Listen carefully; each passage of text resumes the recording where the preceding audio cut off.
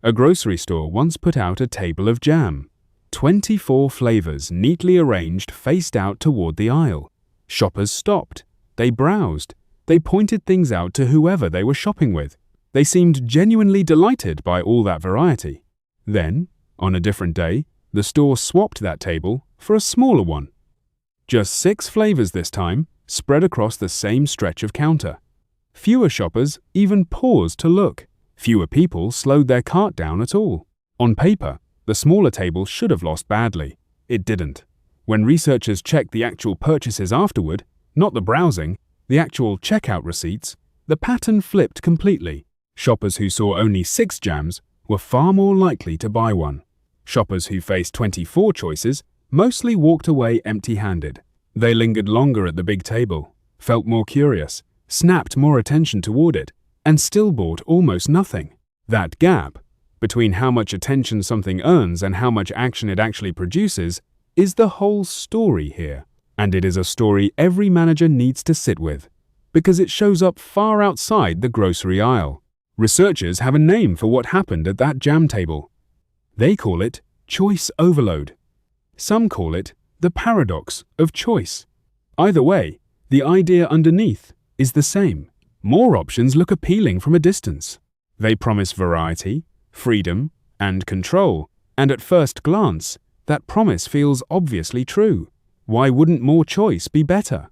But look closer, past the initial appeal, and something else is happening under the surface. Every additional option adds a small tax to your brain. You have to notice it. You have to compare it against the others already sitting in your head. You have to weigh trade-offs you didn't ask for, across dimensions you didn't choose. Then, after you've picked, you have to live with the nagging feeling that you might have picked wrong. None of that mental work is free. It all costs energy, focus, and patience, and all 3 of those are limited resources, even for sharp, capable people. Think about what your brain actually does when it faces 24 jams instead of 6. With 6 jars, comparison stays manageable. You can hold most of the options in mind at once, roughly the way memory researchers have long described the mind's short-term capacity as holding only a small handful of items comfortably. You can compare strawberry to raspberry, tart to sweet, familiar to unfamiliar, and land somewhere. The decision stays inside a space your mind can actually search from end to end. With 24 jars, that search space explodes far past what feels comfortable. You cannot hold them all in mind simultaneously. You start comparing pairs, then abandon that comparison for a different pair, then lose track of what you already ruled out 3 jars ago. The process starts to loop back on itself. It stops feeling like deciding and starts feeling like unpaid work. And people, generally, do not enjoy paying for jam, or almost anything else, with mental labor. So a lot of them just leave the table without buying anything at all. This is the part that surprises most people the first time they hear it. We tend to assume more choice always makes decisions better, or at worst, roughly neutral. It rarely works out that way in practice. There is a point, often reached faster than you'd expect, where additional options stop adding value and start quietly subtracting it instead. Psychologists sometimes describe this using the difference between maximizing and satisficing. A maximizer tries to find the single best option among everything available, scanning exhaustively before committing. A satisficer looks for an option that clears a reasonable bar and stops there once it does. Maximizing sounds more rigorous on paper. It sounds more thorough, more responsible, even more professional.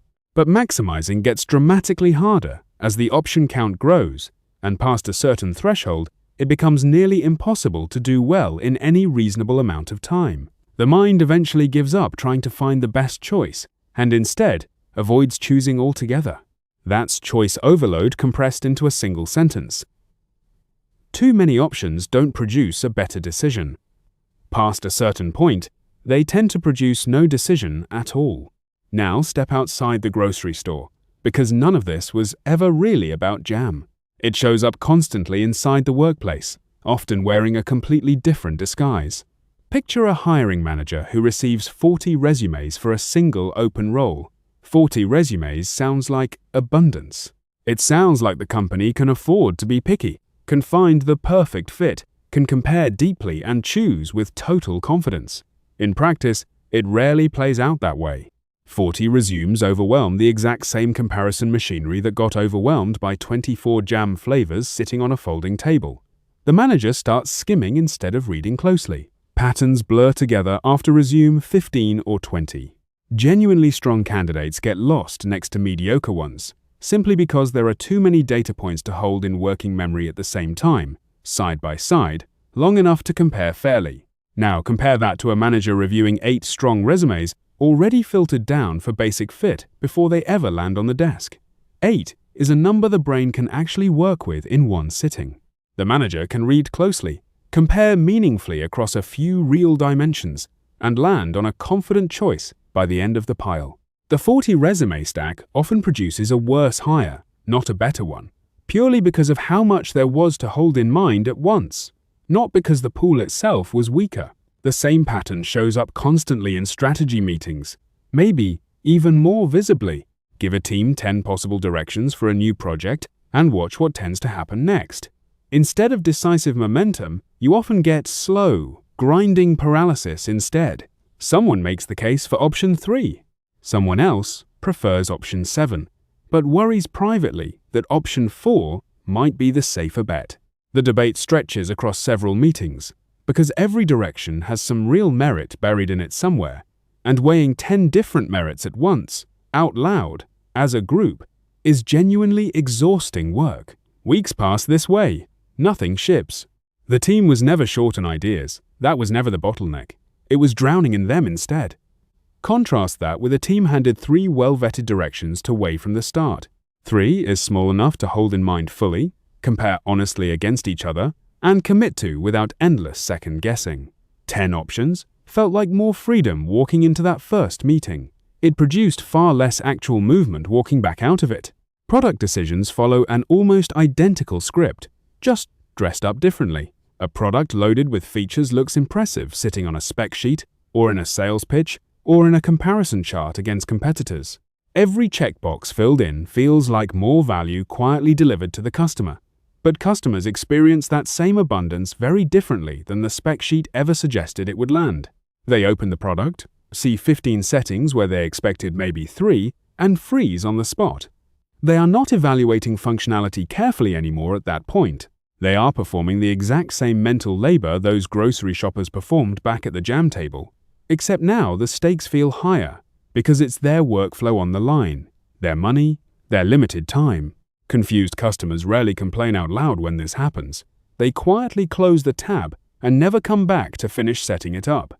Overloaded features can kill a sale just as effectively as having no features at all, which is a genuinely hard thing for a product team, proud of everything they carefully built, to sit with and accept. Here's the part that catches most managers off guard. The part that runs against almost everything office culture instinctively rewards. We're trained early to treat more options as more rigor. A wider candidate pool looks thorough on paper. A long list of strategic directions looks open-minded and collaborative. A feature-rich product looks competitive next to rivals. Offering more, in most professional cultures, quietly reads as diligence, as taking the work seriously. Offering less can feel, at least on the surface, like you didn't try hard enough, like you're cutting corners somewhere, like you're limiting other people's freedom to choose for themselves. That instinct, as natural as it feels, is almost exactly backwards in practice. The manager who hands over 3 strong candidates instead of 40 raw resumes isn't cutting any corners at all. They already absorbed the hard, tedious work of narrowing, so the final decision maker doesn't have to pay that mental tax all over again themselves, from scratch. Restraint, done well and done deliberately, is not laziness dressed up as efficiency. It's a form of real labor performed quietly on someone else's behalf, and because it's invisible, it tends to go badly underappreciated. There's a deeper mechanism worth naming directly here, because it explains why this keeps happening even to smart, experienced, well-meaning people. Every option you add to a decision doesn't just add comparison work in the moment. It also adds potential regret waiting on the other side of the choice. With exactly one option, there's nothing left to regret. You either take it or you don't, and that's the whole story. With 2 options, there's roughly a 50% chance you'll later feel, in hindsight, like you picked the wrong one. With 24 options on the table, nearly every outcome carries some nagging sense afterward that some other choice, somewhere in that pile, might have turned out better. That lingering regret was never really about jam flavor or resumes or product settings in the first place. It's about all the abandoned paths sitting quietly in the back of your mind after the decision gets made and everyone's moved on. More options don't just make the decision itself harder in the moment, they make living comfortably with that decision harder too, afterward, and that second cost almost never gets counted up front, even though it's often the one that lingers longest.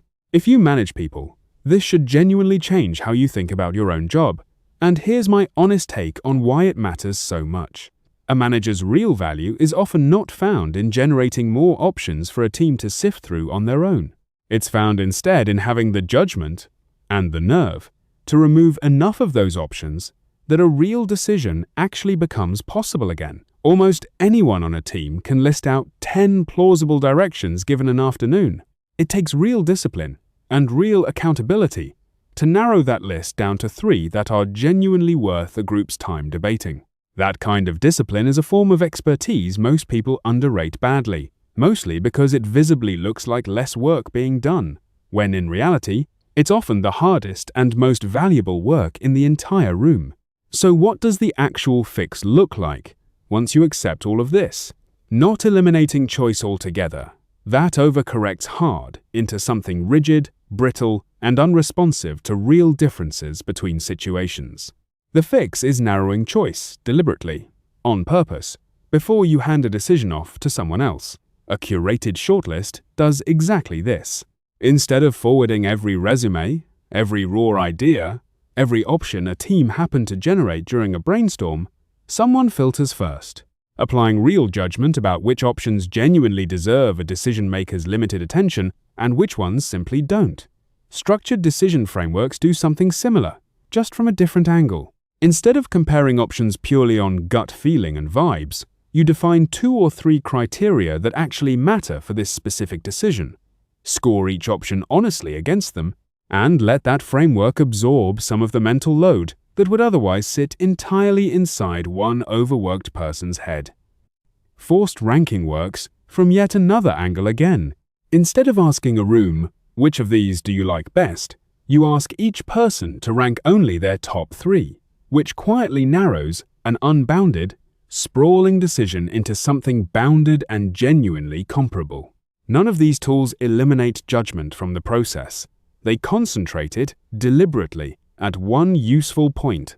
Instead of every person in a room individually paying the full mental tax of comparing 10 or 20 or 40 options on their own, one focused round of narrowing happens first, and everyone downstream benefits from working off a shorter, sharper list afterward. That's the real skill quietly hiding inside good management, the part that rarely gets named directly. It isn't generating more possibilities for people to consider. Most teams are already reasonably good at that part on their own. It's having the judgment to cut the list down before fatigue sets in, so the people making the final call can actually think clearly, instead of just defaulting to whatever option happens to be easiest to grab at the end of a long day. It's worth being honest about the limits here too, because this idea can be taken too far. Narrowing too aggressively creates its own failure mode, where people feel like their genuine preferences were never really considered in the first place, or where a real, better option got quietly cut before anyone even saw it on the list. The goal was never the smallest possible list for its own sake. It's the smallest list that still reliably contains the right answer somewhere inside it. That distinction matters a great deal, because a manager who narrows carelessly just swaps choice overload for a different flavor of bad decision made too fast on too little real information. Good narrowing takes just as much judgment as good exploring ever did. It simply applies that judgment earlier in the process, before fatigue quietly sets in, rather than hoping people can somehow push through it later on their own. Come back to that grocery store one more time, for a moment. Picture the 24 jam table again. Colorful, busy, genuinely inviting, drawing a small crowd around it. Now picture the 6 jam tables sitting nearby, quieter, smaller, easy to walk right past without a second glance. The busy table won the crowd, hands down. The quiet table won the actual sale. That contrast is the whole lesson, compressed into a single image you can picture instantly. Attention and action are not the same thing, and chasing one at the expense of the other is a mistake that often gets dressed up as generosity, as thoroughness, as giving people more freedom. Fewer, well-chosen options usually beat an impressive wide menu. Whether you're stocking a shelf, filling an open role, choosing between strategies, or shipping a new feature. Decisiveness comes from limiting choice on purpose, not from maximizing it endlessly. A shorter list, built with real care, respects people's limited attention far more than any impressive, sprawling catalog ever could. Less really can move faster than more, and the manager who genuinely understands that will outdecide almost everyone else still piling on more and more options, quietly hoping that sheer quantity will somehow do the deciding for them instead. Follow for more management theories like this.